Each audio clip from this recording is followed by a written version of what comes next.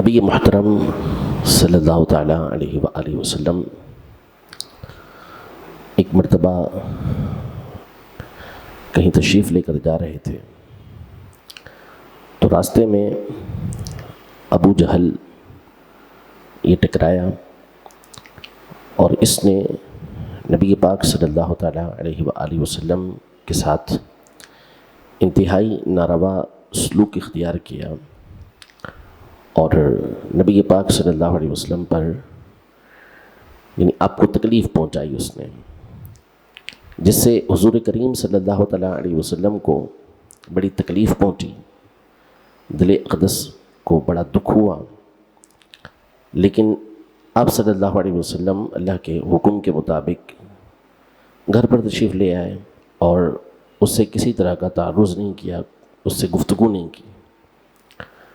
آپ صلی اللہ تعالیٰ علیہ وآلہ وسلم کے چچا جان حضرت سیدنا امیر حمزہ رضی اللہ تعالیٰ، جن کا نام حمزہ تھا اور ہم تعظیم کے ساتھ ان کو امیر حمزہ کہتے ہیں، سیدنا امیر حمزہ رضی اللہ تعالیٰ عنہ، تو وہ شکار پر گئے ہوئے تھے اپنے معمول کے مطابق۔ جب واپس آئے تو کسی نے بتایا کہ آپ کے جو بھتیجے ہیں یعنی نبی پاک صلی اللہ علیہ وسلم، ابو جہل نے ان کو تکلیف پہنچائی ہے، اذیت پہنچائی ہے۔ تو حضرت امیر حمزہ رضی اللہ تعالیٰ عنہ بجائے گھر جانے کے سیدھا جو قریش کی مجلس تھی جہاں پر یہ لوگ جمع تھے اور ابو جہل بھی وہاں موجود تھا، تو آ کے آپ نے پہلے تو ابو جہل کو برا بھلا کہا اور پھر اس کے بعد جو تیر کمان لے کر آپ شکار کے لیے گئے ہوئے تھے وہی ابو جہل کے سر پر زور سے مار دی اور اس کا سر پھاڑ دیا۔ دیگر جو قریش کے افراد تھے وہ بچانے کے لیے دوڑے، لیکن ابو جہل کو پتا تھا کہ نہ میں کچھ کر سکتا ہوں، اور دوسرا یہ کہ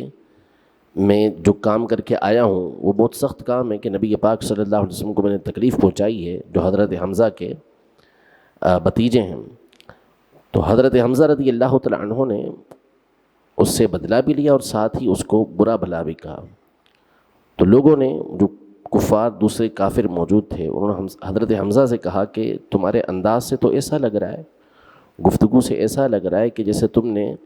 اپنا پچھلا دین چھوڑ دیا ہو اور اپنے بھتیجے کا دین قبول کر لیا ہو، یعنی دین اسلام قبول کر لیا ہو۔ تو آپ نے کہا کہ ہاں میں نے اپنے بھتیجے کا دین قبول کر لیا ہے، اسلام کو قبول کر لیا ہے، تم میں سے کون ہے کہ جو مجھے اس سے روک سکتا ہے؟ یعنی اس سے پہلے یہ ہوتا تھا کہ جو بھی اسلام لے کر آتا تھا، ایمان لے کر آتا تھا، ایمان قبول کرتا تھا، تو نتیجہ یہ نکلتا تھا کہ اس کو طرح طرح کی تکلیفیں دیتے تھے لوگ، یہ کافر۔ تو حضرت حمزہ رضی اللہ تعالیٰ عنہ نے بھری مجلس میں ان کے سامنے کہا کہ کون ہے کہ جو مجھے روک سکتا ہے؟ ہاں میں نے قبول کر لیا ہے۔ یہ کہہ کر آپ واپس تشریف لے آئے اور رات آپ نے اپنے گھر کے اندر گزاری تو ساری رات آپ کو بے چینی رہی، کیونکہ آپ کا ایک نام تھا، ایک شہرت تھی، اور آپ کفار کے بڑے سرداروں میں سے ایک تھے، مشرکین کا یعنی وہ جو کافر لوگ تھے اس وقت، اس یعنی قریش کے بڑے بڑے سرداروں میں آپ کا شمار ہوتا تھا۔ تو آپ کے دل کے اندر یہ ایک بے چینی سی تھی کہ میں نے دین چھوڑ دیا، اپنا کفر والا دین چھوڑ دیا اور میں نے اسلام قبول کر لیا، کہیں مجھ سے غلطی تو نہیں ہو گئی، اس طرح کی بے چینی آپ کے دل کے اندر ساری رات رہی۔ صبح نبی پاک صلی اللہ علیہ وسلم کی بارگاہ میں حاضر ہوئے، نبی پاک صلی اللہ تعالیٰ علیہ وسلم دیکھ کے مسکرائے اور حضرت حمزہ رضی اللہ تعالیٰ عنہ کی جو بے چینی تھی وہ آپ نے سنی کہ کس وجہ سے ہے، اور آپ کی تمام باتوں کا بڑے خوبصورت انداز میں نبی پاک صلی اللہ علیہ وسلم نے اس طرح جواب دیا کہ ان کے دل کے اندر جو بھی شکوک و شبہات تھے، جو بھی باتیں تھیں، ساری اللہ پاک نے دور فرما دی اور اسلام پر آپ کا دل مضبوطی کے ساتھ مطمئن ہو گیا، اور ایسا مطمئن ہوا کہ اللہ پاک نے آپ رضی اللہ تعالیٰ عنہ کو اسلام کی تقویت کے لیے، اسلام کی قوت کے لیے چن لیا، اور سب سے پہلا جو غزوہ ہوا، سب سے پہلی جو کافروں کے ساتھ معاملہ پیش آیا، اگرچہ کہ اس میں جنگ نہ ہوئی، اس کا سربراہ بھی نبی پاک صلی اللہ علیہ وسلم نے حضرت امیر حمزہ رضی اللہ عنہ کو بنا کے بھیجا تھا۔ تو انتہائی بہادر تھے نبی پاک صلی اللہ علیہ وسلم سے آپ کے کئی رشتے تھے۔ ایک تو آپ نبی پاک صلی اللہ تعالیٰ علیہ وسلم کے سگے چچا تھے، نبی پاک صلی اللہ علیہ وسلم کے چچا تھے آپ، اور عمر میں آپ نبی پاک صلی اللہ علیہ وسلم سے صرف 2 سال بڑے تھے، اور نبی پاک صلی اللہ علیہ وسلم نے جن کا دودھ پیا تھا حضرت سویبہ رضی اللہ تعالیٰ عنہ کا، انہی کا دودھ حضرت حمزہ رضی اللہ تعالیٰ عنہ نے بھی پیا تھا۔ تو یہ نبی پاک صلی اللہ علیہ وسلم کے آپ رضائی یعنی دودھ شریک بھائی بھی تھے، تو یہ الفتیں اور محبتیں موجود تھیں۔ حضور کریم صلی اللہ تعالیٰ علیہ وآلہ وسلم ان سے بہت زیادہ محبت کیا کرتے تھے۔ معرفت الصحابہ میں ایک حدیث مبارکہ ہے کہ ایک صحابی رضی اللہ تعالیٰ عنہ نبی پاک صلی اللہ تعالیٰ علیہ وسلم کی بارگاہ میں حاضر ہوئے اور اگر عرض کیا رسول اللہ صلی اللہ تعالیٰ علیہ وآلہ وسلم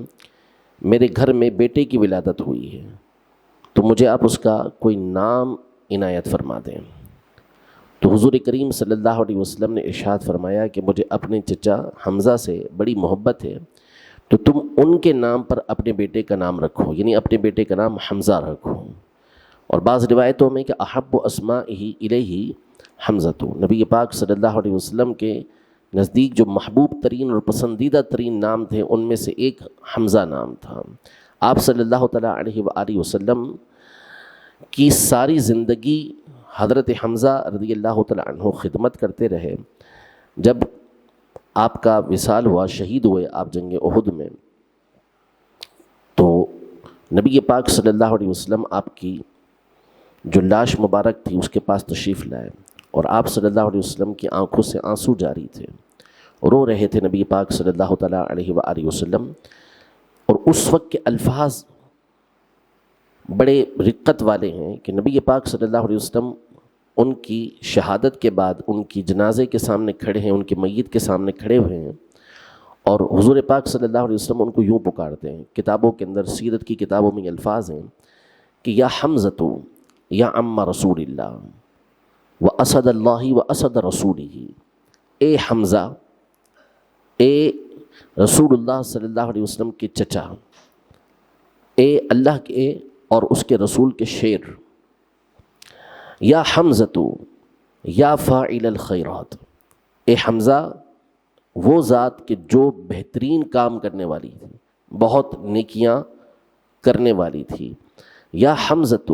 یا کاشف الکربات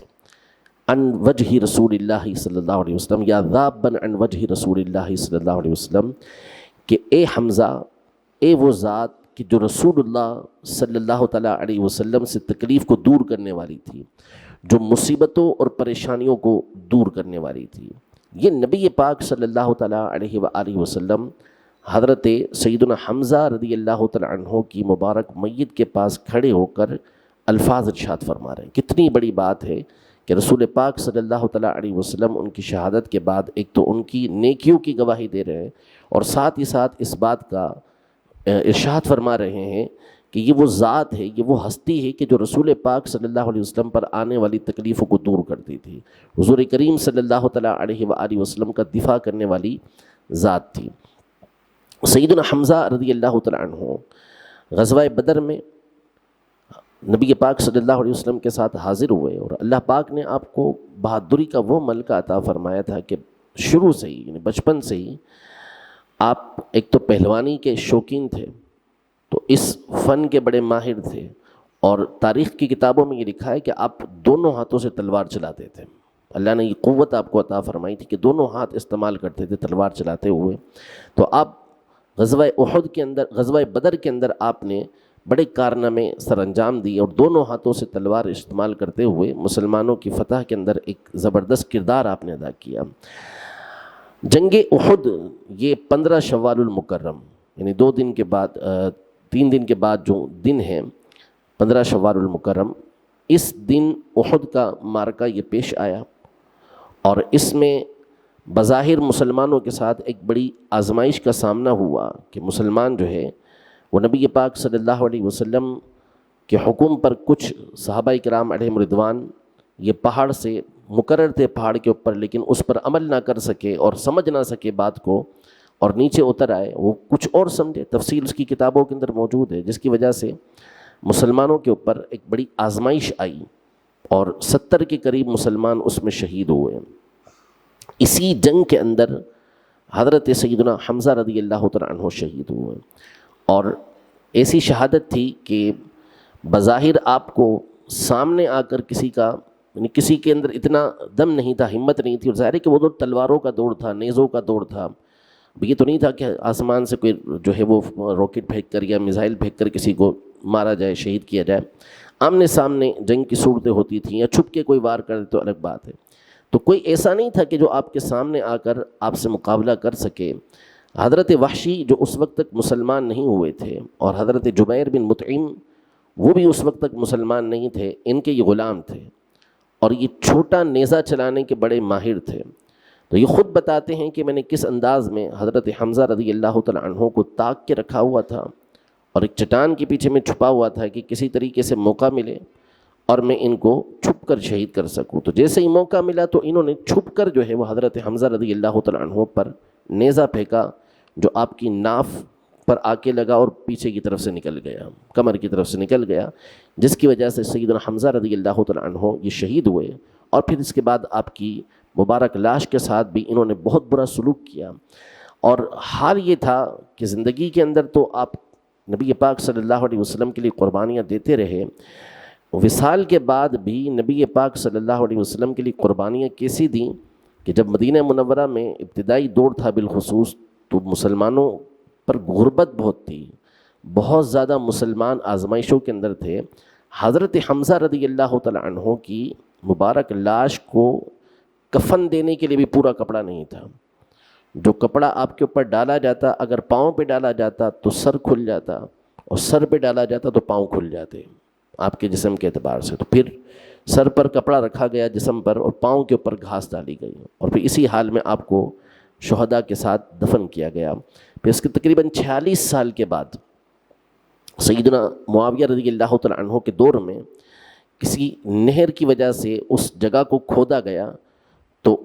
ان کی قبر وہاں پر تھی، چند شہداء کرام کی قبریں وہاں پر تھیں۔ تو جب قبر کو کھودا گیا تو سیدنا حمزہ رضی اللہ تعالیٰ عنہ اور دیگر شہیدوں کی لاشیں بالکل سلامت تھیں، اور تازہ خون ان کا موجود تھا، اور کھدائی کے دوران پھاوڑا جو ہے حضرت حمزہ رضی اللہ تعالیٰ عنہ کے پاؤں پر لگا، جس کی وجہ سے بالکل تازہ خون بہنے لگا۔ یہ معتبر کتابوں کے اندر سیدنا حمزہ رضی اللہ تعالیٰ عنہ کے حالات کے اندر لکھا ہوا۔ اللہ نے سلامت رکھا، اور ظاہر ہے کہ آپ قطعی جنتی تھے۔ نبی پاک صلی اللہ تعالیٰ علیہ وسلم فرماتے ہیں مجھے اپنے چچاؤں میں سب سے محبوب ہستی حضرت حمزہ رضی اللہ تعالیٰ عنہ کی ہے، کہ اللہ پاک نے آپ کو نبی پاک صلی اللہ علیہ وسلم کا ساتھی بنایا۔ تو اللہ جل شانہ ان کے صدقے ہم سب کو نبی پاک صلی اللہ تعالیٰ علیہ وآلہ وسلم کی عقیدت و محبت نصیب فرمائے، اور نبی پاک صلی اللہ تعالیٰ علیہ وسلم کے دین متین کا درد ہمیں نصیب فرمائے۔ سیدنا حمزہ رضی اللہ تعالیٰ عنہ کے صدقے میں اللہ پاک دین اسلام کو قوت و مضبوطی نصیب فرمائے، مسلمانوں کو ذلت و رسوائی سے، پستی سے اللہ تبارک و تعالیٰ دور فرما کر دوبارہ بلندی اور عروج نصیب فرمائے۔ آمین بجاہ نبی الامین صلی اللہ تعالیٰ علیہ وآلہ وسلم۔